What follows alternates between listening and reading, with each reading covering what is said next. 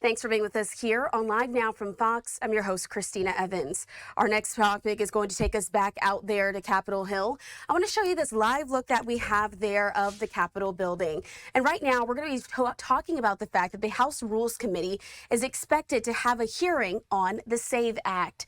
And so this is a new push on Capitol Hill to pass an elections-related bill known as the Save America Act. Texas Republican Representative Chip Roy introduced the Safeguard American Voter Eligibility Act. This bill, though, would require Americans to show proof of citizenship in person to register to vote in federal elections and implement photo ID requirements for voting.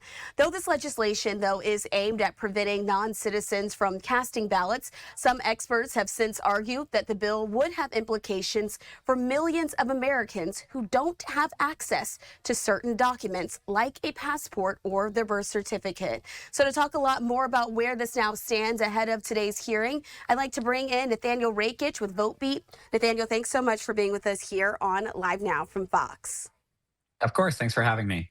Well, let's start with the very basics. Maybe folks who are familiar with the SAVE Act would know that there have been several iterations and pushes for this to get over the hump there on Capitol Hill. This isn't the first time that we're seeing these discussions sort of arise. Can you talk about this latest push backed by Chip Roy and what they're attempting to do here as far as the SAVE Act goes?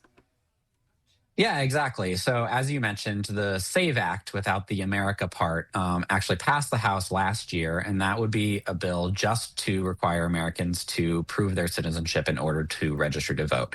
That is currently sitting with the Senate. Of course, in the Senate, there's a filibuster, which means effectively that you need 60 votes in order to pass anything. And because Republicans only have 53 votes in the Senate, the bill has kind of been languishing there. This new bill, the Save America Act, basically represents a new push because people like Donald Trump and Elon Musk have really been harping on the citizenship issue ahead of the 2026 midterms.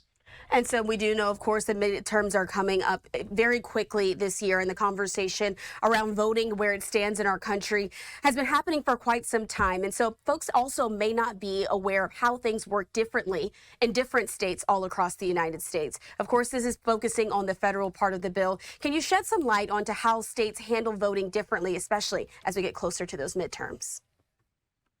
Yeah, definitely. So basically, you shouldn't think about elections as just being one election that happens nationally. It's actually a series of like 10,000 elections that happen on the state and local level. And that's the concern that a lot of election administrators have with this bill. It's that it creates a mandate for them to, for instance, they have to check a bunch of IDs, and a lot of workers aren't used to doing that, especially in blue states that don't already have voter ID bills. And so they are trying to basically push back on that. Republicans, of course, are arguing that these requirements should be uniform across the board. And the Constitution does say that states are the ones who run elections, but Congress is also empowered to pass bills kind of governing their rules. And so, Nathaniel, as we're thinking, not even as we're looking ahead, but also back on history, there have also been this conversation around voter ID laws or certain things that even go back to the 60s. Of course, there were major pushes there to get rid of some of those barriers to entry for citizens to vote. There have been concerns about that also coinciding with somewhat of the SAVE Act and several versions of it, including the Save America Act. Can you sort of shed some light in on what we've seen in the past as far as voting restrictions and how that process goes, as well as to looking ahead as well? Yeah, so the key difference between the Save America Act, which is the bill that's currently being considered, and the SAVE Act, which is the one that already passed the House last year, is that added photo ID requirement to vote. So that's in addition to having to prove your citizenship when you register. And yeah, voter ID, that has been kind of a political football for a long time.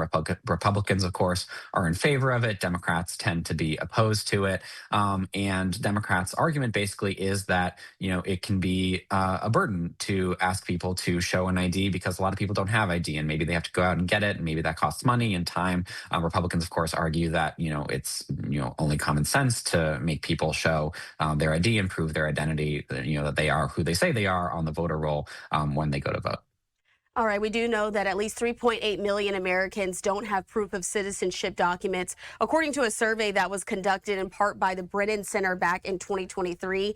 But in 2025 as well, the State Department said that the number of valid passports in circulation stood at nearly 170 million, just under half of the U.S. population. And so when it comes to some of these identity things and things that they would be necessary to prove your citizenship, can you sort of walk us through what those look like and how accessible are those to average, everyday, normal Americans?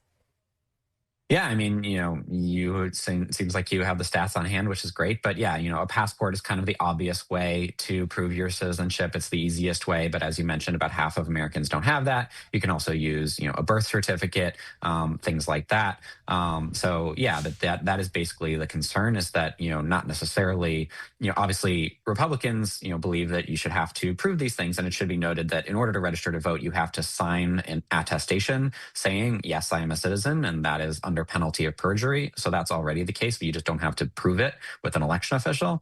But basically, Republicans think that you should have to have that kind of that outside check.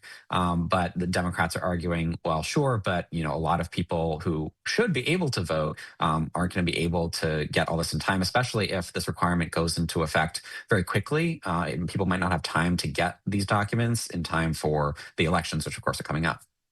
All right. And speaking of Republicans who have been outspoken about this, showing you this live look that we have there of the White House. It was just last week that President Trump wrote on Truth Social that he would like to see changes to voting, as well as saying no mail-in ballots except for illness, disability, military, or travel. And again, that is another concern that President Trump has asked for this to go through on the Senate and House side. Again, Democrats also very outspoken against this. Do we see that there is likely going to be any change as they're continuing to have these hearings? That one just getting underway right now on Capitol Hill. These conversations still going on between both parties. Yeah, I think this is an issue on which both parties are just really dug in, and there's probably not going to be any progress. As you mentioned, kind of Donald Trump has been really interested in the idea of locking down elections for a long time. He's been obviously he's very concerned about voter fraud, which he incorrectly, I should add, blames for his loss in the 2020 election. On the other side, Democrats have long kind of had the belief that people should be able to vote, in a very expansive way, and because of that filibuster rule in the Senate, I don't think you're going to get 7 Democratic senators to agree to pass the SAVE Act or the Save America Act, because that does kind of go so against the Democratic DNA on elections and voting rights. And the alternative, of course, is getting rid of the filibuster in the Senate. But that's something that Republican senators have shown no appetite to do. All right, and so that's something, again, we're going to be continuing to watch here on Live Now from Fox as the House committee hearing on the SAVE Act is just now getting underway. We want to thank Nathaniel Rakich for joining us here with Votebeat for breaking down the very latest. Thanks so much for joining us. Thank you.